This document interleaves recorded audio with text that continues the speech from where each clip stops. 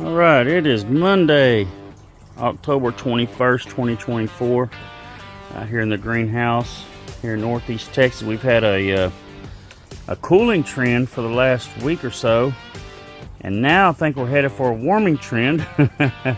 That's just what happens around here when seasons change. You get 40-degree nights, and then you get, 70, 80-degree days, and then the nights come up a little bit and the days get hotter, and we put the walls on when we got some 40-degree nights.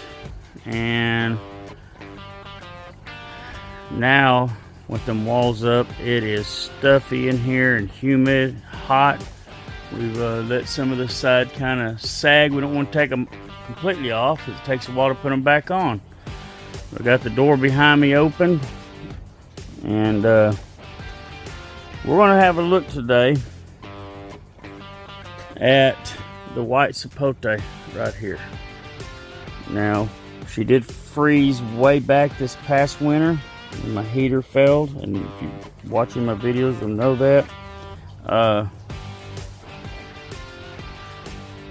About 6-7 inches from the ground, she sprouted back. Right here in the middle is the original that froze back last year. It's still sitting there. I need to cut it. But I had 4 branches come up from where it froze. Here, here, here, and there was another one over here where Mr. Lizard's hanging out. Part of my pest control system in this greenhouse. Love having them in here. But there was another shoot came out right there, and I had put an air layer on that, and I didn't support it, and it broke and died. So I've still got this air layer. I was doing this so I could cut off these extra branches on this tree, where I wouldn't have too many of them, and so and in the meantime make more trees for myself. So she's got roots, probably not quite as many. I should probably leave her on there, but I'm going to take her off today, and we're going to pot her up. And also I tipped the top of this tree here a while back. That little stem right there, that dead stump, and I did that on all the main tops, and that promoted multiple branching. And now she's 8+ feet tall, so I'm probably going to take and trim her back again. That'll promote more branches and bring her down for me. So hang on, we're going to work on this and bring you along with me. We've got my pruners, and I'm gonna come in here and prune, cut this off right below here. I'm gonna have to use both hands, so bear with me. So there she is, and you can see some of the roots trying to come out of the bag. And if you're not familiar with it, air layering is just where you can take a piece of a tree or bush, and it's a process to cause it to root, a branch to root right on the mother tree, and then after it gets enough roots, you cut it off of the mother tree, and you have whole nother clone, a whole nother tree to grow, exactly like the mother. Now this is a seedling, it's not a named variety. In the long run, I'll probably be grafting onto these. But I'm going to cut these zip ties. What I do is I call it taco method, I don't know. I just take a Ziploc bag, and I cut a slice in it after I fill it with soil. Slightly moistened soil. I'll cut a slice in it, wrap it around the branch, and then zip tie it. So the slice is right in there. You see why I call it a taco method. And leave it.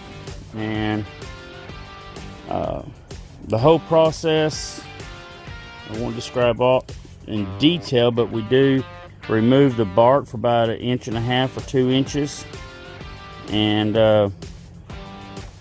remove the bark from that section and scrape it down to the wood, and that's where this is wrapped around that scraping, and roots form on the upper side of that. We'll show you that in a minute.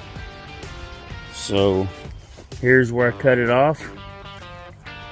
And I'll have to decide if I want to start another air layer down here, or let this kind of bush and grow for right now, or cut it off. So there's some decisions to be made.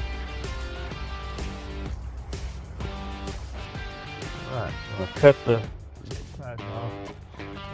These brooms can be fairly fragile. I don't want to yank the bag off.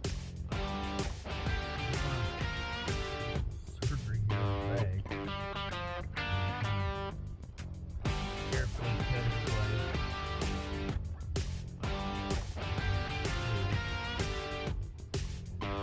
In a moment, we'll be right back.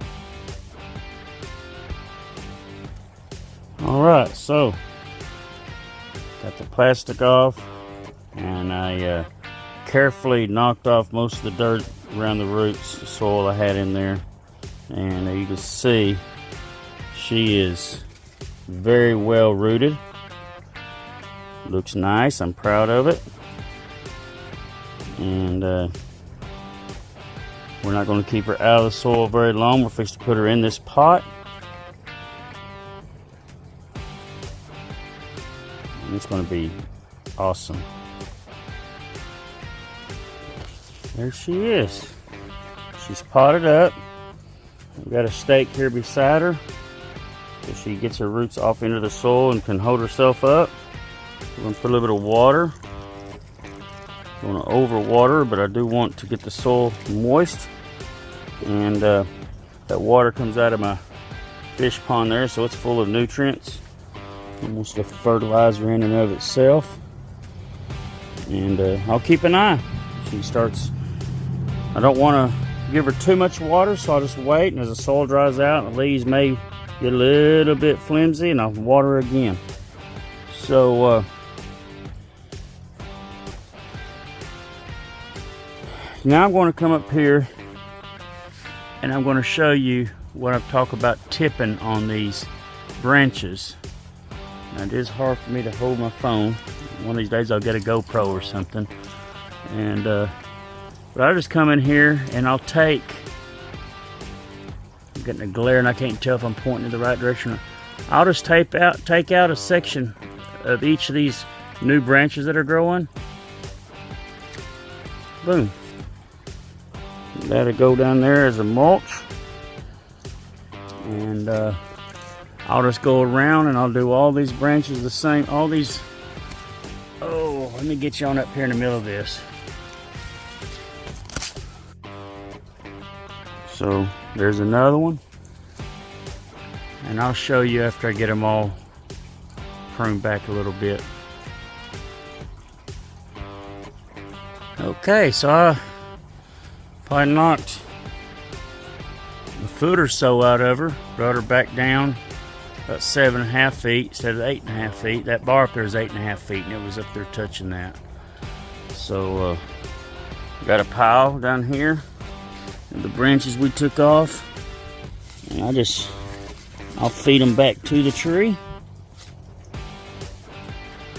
This guava here beside it is another example of why I tipped this guava back earlier this year, and you can see all the little, it was just one trunk coming up, and after that now I've got several branches coming out. I've got 1, 2, 3, 4, 5, 6, at least 6, maybe 7 if I count right. Some more of my pest control in here. Love them. So anyways, we do the same thing with our herbs. I mean, this Thai basil, I've trimmed right here where this fork is, and in several other places, and I'm probably fixing to do it again. I don't want to cut my seed heads off, my flower heads, because I'm going to collect seeds from it, but I can come in here and these little branches that don't have seed heads on them, I'll just pinch it back to one set of leaves, and I take that basil inside and utilize it,